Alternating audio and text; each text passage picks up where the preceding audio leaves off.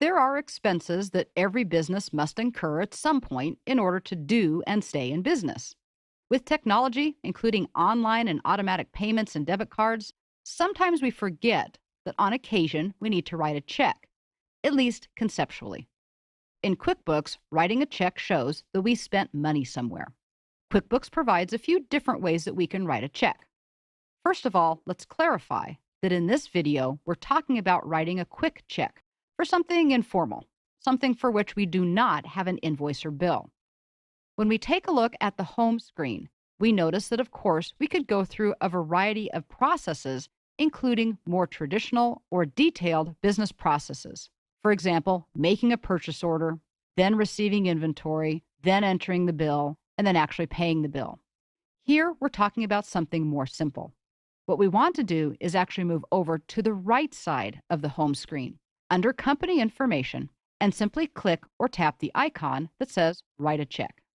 We'll talk more about a traditional process of receiving goods from vendors in other chapters. We could have also accessed this by using the banking menu and choosing the Write Checks option.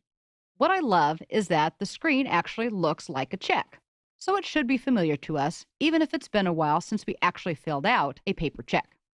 This is an example of a QuickBooks form, by the way.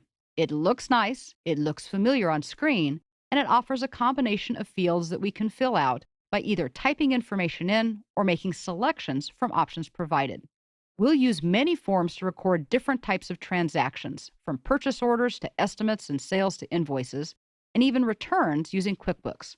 So this is a simple example of a QuickBooks form, but regardless of what they do in the accounting world, they all work the same way. So let's fill out this check to familiarize ourselves with some of the functionality of forms and how we can record expenses. When a form opens, it usually defaults to the first thing that we need to do. In this case, it has to do with choosing a bank account. If we only have one account, that's okay, but if we have more than one, we need to make sure that we're choosing the right account from which we want to take funds. In this case, we have a checking account, a savings account, and petty cash. We'll leave it selected as just the regular checking account. I think it's nice that QuickBooks actually shows us the current balance of the account. It's probably a good idea to make sure we have enough money in the account to pay for the check we're about to write.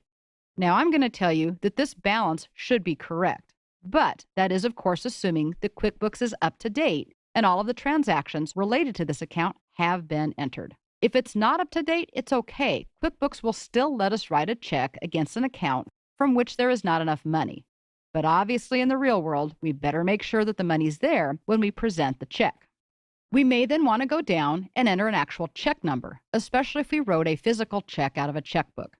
We have a couple of options here, though. We do not have to do this now, and if we look at the top of the window, we do notice that we have a ribbon. Some of the options include check boxes that allow us to say to print the check later or to pay something online. We'll go ahead and say that we want to print this check later. Notice that that automatically updates the check number that says to print, and we can designate the check number when we actually do the printing process. If we're paying a lot of bills, then we probably want to batch print checks and not print them one at a time. We can then, of course, select the date, and we can input the amount. We'll go ahead and give that a click and enter an amount of $125. Next, we're going to move back over to the left, and we're going to select a vendor. In other words, who did we write this check to? We can choose a vendor from our existing vendor list, but if this is a one-time purchase, all we have to do is type in the name, and QuickBooks is going to prompt us for saving that information. In this case, we're going to use Infinite Skills as the vendor.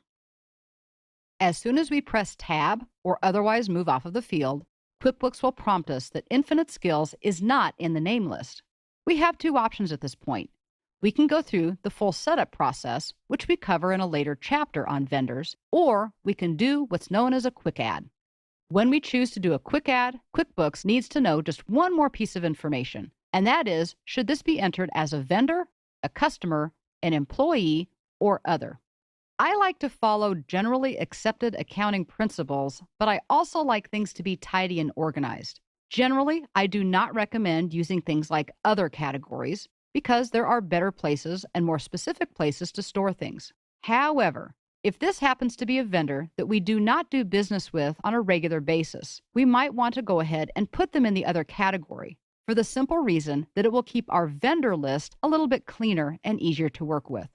If you make a lot of stops at gas stations and have to buy things throughout the day from fast food restaurants, those are the types of names that we probably don't want cluttering up the vendor list. That's just a recommendation. You can select whichever category you want. I'm going to select Other and then click OK. This very simply adds Infinite Skills to our list because QuickBooks requires us to follow good accounting principles. We can't do things casually. We can't write a check to a vendor that QuickBooks doesn't know exists. While this may seem picky and even annoying, it takes a few extra seconds to add them, and it's QuickBooks trying to get us to follow those good accounting and bookkeeping principles. As we can see, the rest of the check has been filled out. Because we only did a quick add, there is no address for Infinite Skills. If that information was entered by setting up the vendor or had already existed and we selected it from the list, it of course would be automatically filled out for us. We can move to the bottom and type a memo, which I strongly recommend, because if we have to try to recall this transaction a year or so from now when we're trying to do taxes, we may not be able to remember exactly what purchases were for. We'll say that this was for QuickBooks training videos. That's all there is to it. Like writing out a traditional paper check, creating a check, or paying expenses in QuickBooks is a fairly straightforward process. At the bottom right of the screen, we can either click Save and Close or Save and New. Since we only want to do this one check, we'll go ahead and click or tap Save and Close. And be reminded once again why we love QuickBooks. Remember that we're trying to create good bookkeeping records. Knowing who we wrote a check to and what the amount was for is great.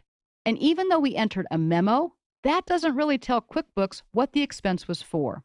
So QuickBooks is telling us that we must assign an account for this transaction. We'll be talking a lot more about the chart of accounts and even basic accounting principles later on. But at the very bottom of the check window, we have an option to designate the expense account. If we display the list, we are shown a variety of expenses that come from our chart of accounts. Everything from automobile expenses to bank service charges, even employee expenses. We're going to go ahead and attribute this one to office supplies. Remember that this is the second account that we've designated. The one at the top was the physical bank account from which the funds were being taken. This is all about accounting. So when we go to do our taxes or to look at a variety of reports, we will know that we spent $125 for some type of office supply. We could add additional information, including a particular customer or job, and other types of information that we'll discuss in more detail later. Now we'll click or tap that Save and Close, and this returns us to our home screen after closing out the Write Check window. If we were recording some type of transaction where we paid with a debit card and we just needed to get that expense into QuickBooks, then we would be done at this point. If we needed to physically print a check, then we could move up to the upper left side of the screen, activate the File menu, come down to where it says Print Forms, and choose Checks. This is where we can designate the bank account.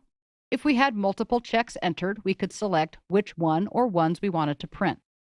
On the upper right, we could also designate the starting check number that we were going to use. We would simply click OK. The hard copy checks would print out, and they would be marked as printed within QuickBooks. There are a variety of places that you can get the stock that you put into the printer to print your checks and make sure that they are correctly printed so that they can be processed by the bank easily and without errors. So writing checks in QuickBooks is actually as easy as writing a traditional paper check. We can see how QuickBooks is already guiding us in best practices, and we'll continue to see them in everything we do using the software. We may hate having to write checks and spend money, but it's a necessary part of business, and the QuickBooks check feature makes it straightforward while getting us on track with good bookkeeping practices.